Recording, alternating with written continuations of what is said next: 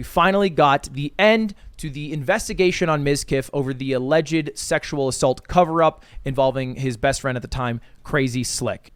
Yes, rehashing a lot of the original claims of Mizkif covering up sexual assault don't seem to be true. What is true, and what OTK did punish him for, were his actions on his comeback stream October 11th, which demonstrated a lack of empathy and ignorance towards the seriousness of the situation. I am a master at cover-ups and reconstruction. Me too, for 4 years. Excuse me? I think this will not look good like this. Like, let's. That's tough. He Jesus, also pulled up this video that. of sexual harassment is illegal.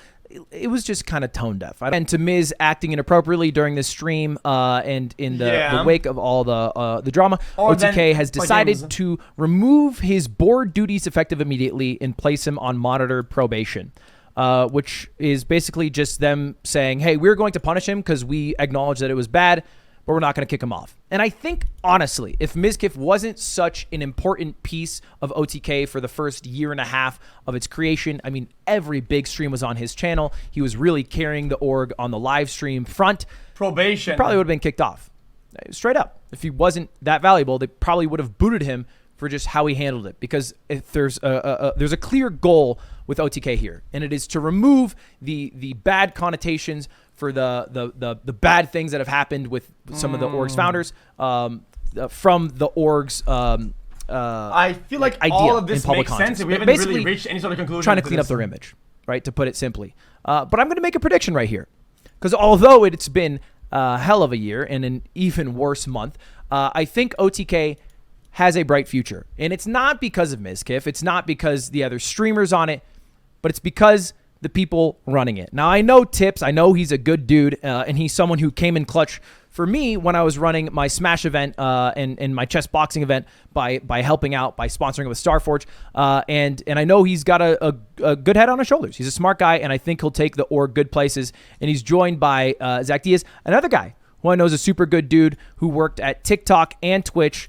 So barring any other drama and barring these two guys leaving the org, I think OTK will probably stick around, although they will always have a bit of a stained reputation with some, and that's just a battle that time will defeat. And that's about it. I think that covers pretty much everything. Let me know your thoughts. But I think as an org, it's fine though. Like, I think they've always done a pretty good job at like separating the org from like all the people combined at the same time.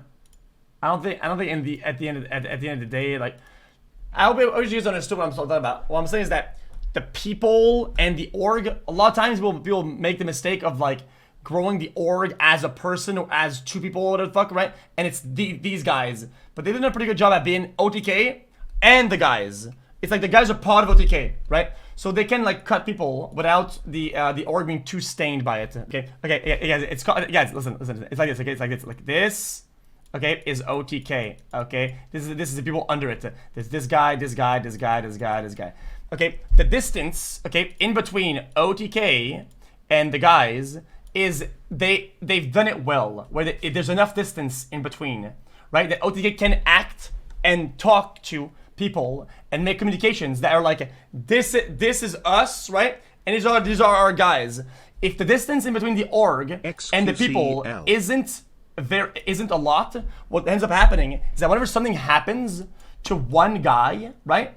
Well, they're right there. So the explosion that happens, bing, bang, bang, bang, bang, bang, affects the brand directly, and it blows up directly into their face. Does that make sense? Do you understand how that ends? So the farther you are to the actual org itself, and the better you do it, when somebody explodes, the damage doesn't hit immediately or too much the main components, right? And I think that's what they've been doing a pretty good job at, is at distancing the brand as a whole and the guys themselves. They've always had two entities, which is very important to do. Does it make sense or not?